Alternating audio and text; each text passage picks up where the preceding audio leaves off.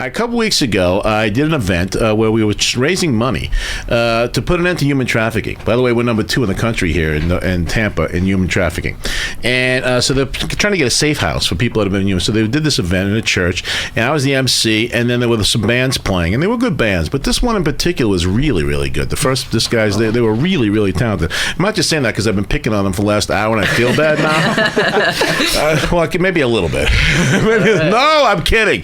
They really were good. They were very talented. And remember from the stage, I said I was so wildly excited to see a bunch of young guys using their talents to proclaim their faith in a wonderful way. You guys had some great songs that really spoke about your faith. The band is called WeAreGeneration, and I have here with me Francisco Escalera. Yeah. Hey, there he is. Hey. We're calling him Ringo because he's the drummer. All right, Edgar Marrero. Am I saying that right? Okay, he's the bass player and he's the producer. He's like the guitar. Terso Gomez, who's the singer, guitarist, and we're also nicknamed him Holy Cow Peach Fuzz because he's only 16 years old. Okay, and I have a bunion on my left toe that's older than he is. And then Edgar's brother Miguel is here also. Marrero. He is the pianist and guitarist and singer and rapper and the whole deal. So welcome, guys, to the show. Thank you for having us. I'll start with you first over there, producer. All right. How did this all come to be? Because Jeff during the break Jeff is still here, is now taking over the show and began asking you guys the question. You didn't want to come on the radio 10 seconds ago. Now he can't shut up. Now we can't get rid of him. No, just kidding. Tell me, how did this all happen? WeAreGeneration. Well, the band started with Miguel and Tirso, and it started them in middle school in Tirso's house. And that was what, like last week? You guys? That was what year was that? That was like 2012. Okay, 2012, and it began with them just playing one guitar, and I wasn't in part of the band yet. And then later on, I came to be, and then I found Jesus, and I found Christ, and I became a Christian, and I've been wanting to turn this band, because it was a secular band when it started, and turn it into a Christian band. And it came through some rough patches, and then later on Frankie came in. So why did it have rough patches? There was a little resistance, guys, to go from secular to a Christian band? What's up with that? Well, I'm a pastor's kid. Pull that up to the mic. Go right up to that microphone. Go ahead. Okay, I'm sorry. That's okay, buddy. I'm a pastor's kid. Okay. And so it's kind of weird being a pastor's kid in a secular band. There's a lot of difficulties that went through the band. But right after Edgar found Jesus, we started talking a lot about changing this whole idea of the band. And Miguel wasn't very fond of it, but I mean, you can't blame him. He wasn't Christian yet. Okay, wait a second. So Miguel, at this point, you hadn't found the Lord yet. No, I was. So you wanted to stay secular because you just wanted to meet girls and you were doing rock and roll, doing rock and roll to meet girls, right? No, don't play me. Just to make music. Don't play me. I'm not buying it. But pretty much what happened was that when me and Tirsa were making our own music, we came out with our first EP called Fly, and our goal when we created the band was to make music that people can understand and people can relate to, like they can listen to and just have this feeling of I know where you've been. And when the whole transition of them talking about wanting to become a Christian band, I wasn't for it. You know what I mean? At the time, I always thought that Christian music always had the same message. And of course, I was kind of naive. I didn't think that that's kind of the point. Of course you're naive. You're like, what, 11 years old? I was like, what was I, 14, 13 at the time? Okay. And I think what happened was that we were going to play a show, funny enough, at a church, at Edgar's church, that he was going to at the time. At a youth night, they invited us to come play. And that night we did the little small set we had. We had like a little bongo. It was something. It was sad. Bootleg. It was so bootleg. It was ridiculous. So we did this set, and afterwards, God spoke to me, and he was like, "Listen, I want you to make music for me." Really? Yeah. He was like, "I need you. This is it. These people are gonna be, they're gonna change your life, and I'm gonna use them to change your life." So after that show, I told him, like, we should do it. I need to step into this, I guess. And what were you guys like? Thank God, finally, right? Amen, yeah. We told the story to a couple people, and really the way that they put it was we planted a seed in Miguel. And after that show, that seed started wanting to grow. Wow, so that's awesome. All right, so where do you fit into this, Ringo?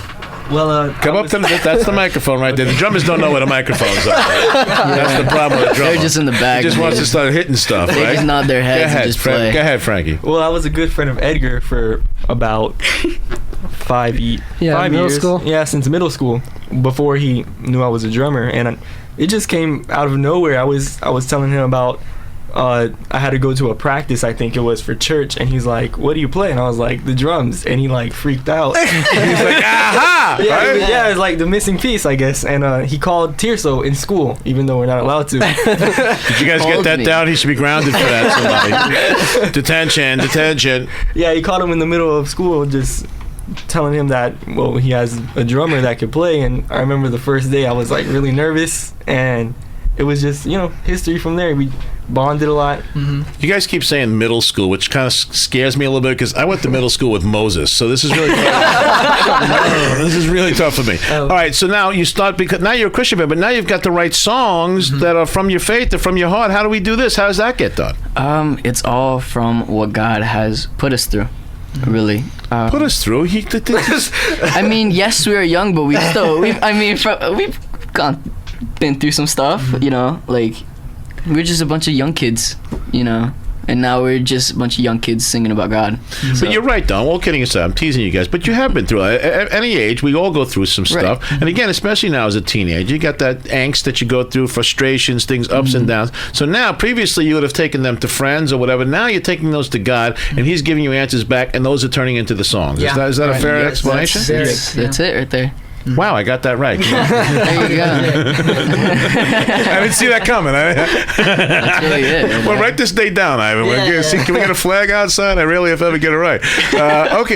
So then how do the songs get written? Who does the writing of the songs in this outfit? Really, it just starts with the three of us. Usually, it would become Tirso. He'll write majority of it, and then Miguel, usually almost all the time, will write his own raps. So we don't never touch that. But when it comes to like choruses and that, I know that I help out a lot, and I do like to because I'm the producer. I do like to produce and like. You gotta put air quotes around that. Producer. I like to put things together and make it sound good. And then Ringo writes his own drum. Frankie writes his own drum parts, right? Yeah. And well, he's helped out.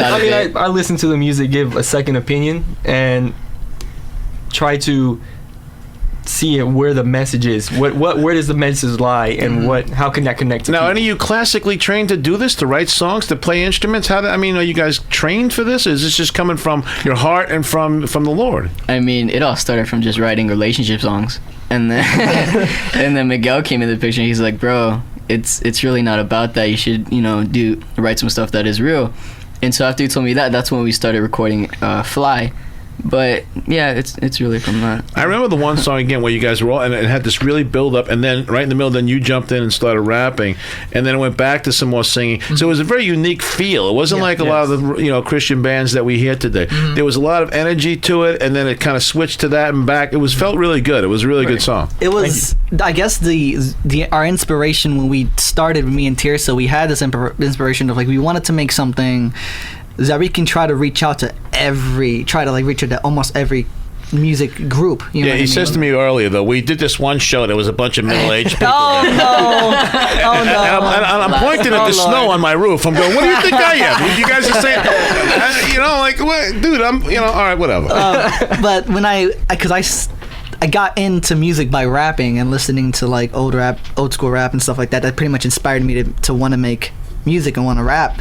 And then adding Tirso's flow with just guitar and this the singing and stuff, just having all these elements come in and to able to use these elements to reach out not only to maybe just like rock fans or alternative rock fans, but also to rap fans, hip-hop fans, you know what I mean? These other groups that cross the divide of all the different genres.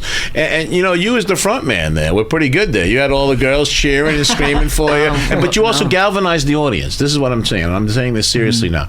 Between songs, when you spoke and you told them what you guys were doing and why this mattered to you, there were resonating moments there that really captured the audience, each of you, and your energy came into each song thereafter. You did a good job of that, guys. Thank you. I was impressed. I really was, and I'm not easily impressed. No, I'm serious. I look at most bands, you're like, 4 guys just hung out together and they decided to make a song, you know what I'm saying? But you guys, you could see it. It's different. You guys, there's a real energy to it, there's a real emotion to it, and there's a lot of faith in it, and that's really cool. Thank you so much. And you have a chance to make an impact. You guys realize that, the real impact. Yeah, so we don't take this lightly. We know that we have a voice now in our community. Though we are a local band, like we still have a voice now. With the music that we make. Remember, one thing that shocked me was not so long ago, maybe like a couple of days or last weekend, I was on my Instagram feed and I saw this girl post a photo of our single, the cover art, and she said this song has helped me and has lifted me up, and it always cheers me on. And that song is our most famous one, "Crazy in Love." And it just, I don't know, it got me thinking like, wow, we're making an impact to these people. That's the most beautiful thing I've ever heard in my whole life. That is so beautiful. Give me a second. That was beautiful. I mean, we gotta go to break. I'm getting verklempt. All right, we're taking I'm a little verklempt. We're gonna take a break. This is so beautiful. We are generation. They're handsome. They're beautiful. They're faith. They're nice boys, and their music too. They're musical. They're beautiful. When we come back, we're gonna play one of their songs. We're gonna play "Runaway." We come right back. Don't go anywhere. Don't run away on me, because runaways when we come back. You get it? I love you and I love Jesus. Hey, everybody. Thanks so much. Appreciate it. I mean, it means everything. You can be doing so many things. You're hanging out with us here on the Pete O'Shea Show. It's on your neighborhood inspiration station, AM 1110 WTIS. I am Pete. I got my buddy Ivan on the board today. Right now, we're in the middle of talking to one of the hottest Christian bands in, like, Brandon, anyway. I'll take it. You know, we are, I'm kidding, of course. We are Generation. Frankie, Edgar, Tirso, and Miguel are all here right now. And again, we're talking about how they started out as a secular band. But then God got in, and he said, no, I want you guys to do this. And he began convicting these guys to turn their faith, and to turn a newfound faith, even in some cases here, into these songs. Now, with Teresa, what were you saying to us during the break? Go ahead, tell everybody what you just told me. Well, every time going back to what Edgar said about inspiring people and all that, I feel that with every show, we have to learn that. We have to learn that there's people watching, and there's people that have their own stories. And so I feel, well, now that, I've been starting recently now, I don't know how to say it. It's pretty much saying to people that, you know what I mean, when we were a secular band, we always thought, we're going to do this because, people are going to like us and we're going to get famous. You know what I mean? The typical stuff when you become a band. It's the thoughts of what you want. And we realized that later on when we did these shows and then we became a Christian band and found God and all these things, we realized that, if people just come up to us at the end of our set and at the end of our show and just say, wow, you guys were amazing and your set was amazing, your voices are great, we didn't do our job. We didn't do our job as Christians and as a Christian band. We have to show with our talent that God is in there and he's doing amazing things in our lives and is going to do amazing things in their lives. And your faith now again, Edgar, you just new to this faith, so is it continuing to strengthen now as you guys are building this and knowing, again, this is great perspective you got, again, a lot of maturity here, guys. I'm proud of you for that. So it's time to be all in now for Christ, right? Right. And when I became a Christian, I feel like my road, because I've seen many other new Christians, or I've seen Christians who were born into the church, that I feel like my spiritual growth was a lot faster, and maybe I just have a lot of like stories and memories that I can support, and just feel like it's maturing so much because I see Christians who are my age, but they don't feel the conviction to jump out and do something.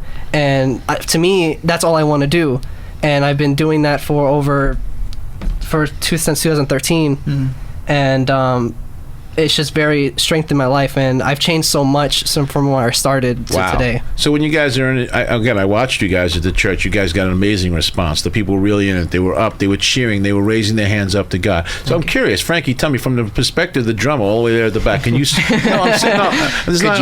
Can you see all that? Can you feel it? Can you feel it from where you're sitting up on the stage? Well, yeah. Well, God comes into place and you can feel him everywhere. So when I'm playing the drums, when I'm playing what God has told me to play, I can see how people change, and they can come in the doors with like the worst day ever, and they just come changed, not really because of us, but because God works in us, through us, so they can change them. He can change them. That's a good answer over there. Amen. Amen. Proud of you, Frank. Amen. All right, the song that we're going to play now is called Runaway. Tell me where that came about. How'd that come about to be a song? Frankie, would you like to explain it? All right, so Runaway is basically a song about when, sometimes as people, we go away from things that sometimes when we are in the hardest places, we go away from it. We're afraid. We run. Yeah, we run. So sometimes we run from God, and this song really inspires people to come back. You're going to a place where you call home. You're going back to God. And everybody had a hand in writing this one? Yeah. Me me and Edgar, we worked on the bridge and the chorus, and then I wrote my verse, and then Miguel did his rapping on it. I think the rapping and what inspired me to write the rap was just figuring out, what place, like where was my heart at, during that time where I wanted to run away from God, and I wanted to run away from that situation and from that life, and using it to like write the opposite and say that, I don't need my old life. I don't need, all these things. I was raised up from the dead because of you, and that's why I'm running to you. Again, I love the maturity of your faith and the willingness, the transparency, the honesty, to be able to share it. So, all right, guys, let's play it. You ready? Let's play Runaway by WeAreGeneration.